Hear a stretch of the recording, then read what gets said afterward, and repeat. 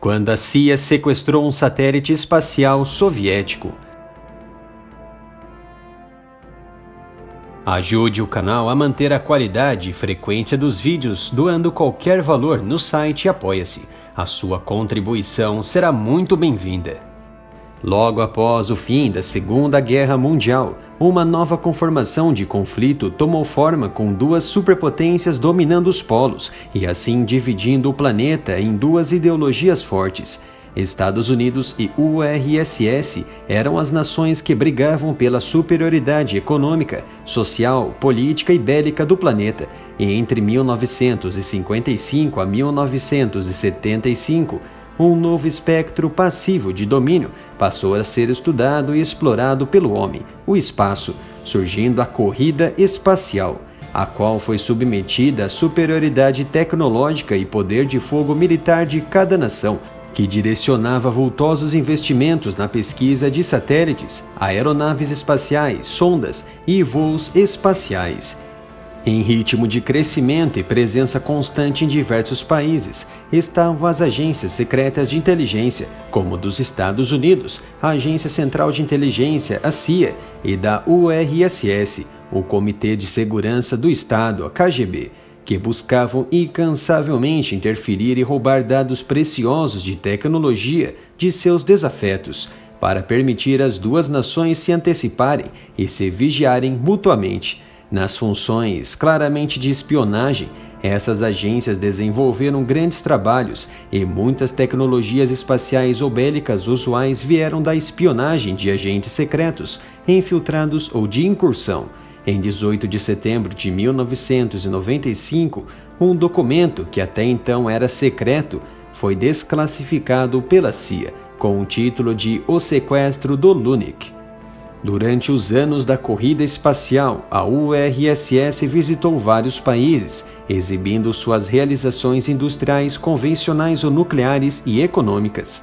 Desses produtos desenvolvidos, o que chamava mais atenção eram os modelos dos veículos espaciais Sputnik e Lunik, o que despertou interesse da CIA em investigar as entranhas desses veículos. O episódio de espionagem americano ocorreu em um evento de exibição dos aparelhos soviéticos, em data, horário e local não especificados. Segundo o documento, os soviéticos haviam se preparado cuidadosamente para uma exibição pública. A maior parte do material foi enviada para cada evento com bastante antecedência. Mas, num determinado dia, os responsáveis pela organização receberam um telefonema de que havia chegado uma caixa diferente e, para surpresa deles, o material tinha aproximadamente 6 metros de comprimento por 6 metros de largura e altura de 4 metros. Após ser desmontada e colocada em pedestal, viram uma sonda em forma de cone que transportava a sonda Lunik. Apesar de ser quase improvável que os soviéticos deixassem aos olhos da inteligência americana a sonda verdadeira, os analistas dos Estados Unidos suspeitavam que seria possível, e uma operação foi realizada para descobrir o feito. Após o encerramento da exposição em determinado local, um grupo de agentes secretos americanos teve acesso restrito ao Lunik por cerca de 24 horas e descobriu-se que era de fato um dispositivo real, mas sem motor e a maioria dos componentes elétricos e eletrônicos. Todo o material foi examinado minuciosamente para se chegar no desempenho provável, fazendo medições, determinando suas características estruturais e formato da fiação, estimando o tamanho do motor e assim por diante. Apesar do tempo de investigação, não foi suficiente em determinar com precisão as características mais necessárias. Decidiu-se, portanto, tentar obter outro acesso para equipes mais especialistas. À medida que a exposição se deslocava de uma cidade para outra, uma mensagem interceptada mostrava que havia um item chamado Modelos de Aparelhos Astronômicos em um caminhão e que possuía a dimensão aproximada da caixa do Lunik. E logo que chegou ao evento, os agentes perceberam que o espaço físico para a inspeção do material era ruim. E para piorar, a URSS havia posto um agente 24 horas de vigia. Não havia possibilidade alguma da operação noturna dos americanos. A única saída estudada pelos analistas seria interceptar diretamente a carga após sair do recinto de exposição. uma tarefa difícil, perigosa e que poderia alarmar a KGB. Diversas reuniões foram feitas entre os agentes e seus superiores para definir um plano. Roupas locais foram compradas, planos de acesso, fuga e equipamentos necessários foram traçados. Após estudar a enorme caixa que vedava o Lunik, a inteligência determinou que a única entrada seria pelo teto. O problema estava na interceptação, já que o material seguiria de caminhão para uma estação de trem local para seu próximo destino. Então observaram que desviar um vagão seria complicado, mas investir num caminhão em trajeto do recinto até a estação seria viável, e assim fizeram. No momento da saída do Lunik, os americanos foram cautelosos e constataram que não havia soviéticos por perto. Assim interceptaram o caminhão, jogaram uma lona sobre a carga e um novo motorista assumiu, já que o verdadeiro foi escoltado para um quarto de hotel e ficou lá a noite toda. O caminhão foi rapidamente conduzido a um pátio alugado pelos agentes, que patrulhavam toda a vizinhança com rádios e atentos a qualquer intercorrência. O plano estava caminhando, não havia indicação de que os soviéticos suspeitassem de algo errado. O trabalho iniciou às 19h30 da noite e a primeira tarefa dos agentes foi remover o suficiente do teto da caixa para se acomodarem. Devido ao espaço limitado, apenas 2 membros especialistas da equipe foram inspecionar.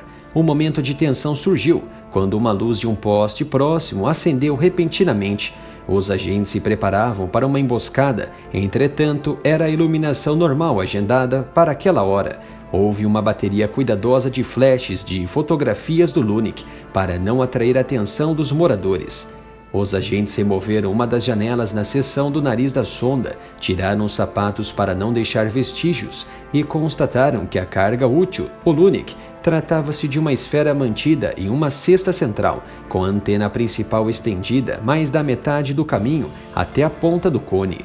Várias fotografias foram tiradas da cauda até a cabeça cone da sonda e imediatamente os rolos de filmes foram entregues para outros agentes que aguardavam em um dos carros de patrulha e transportaram as fotografias até a estação de operação da CIA.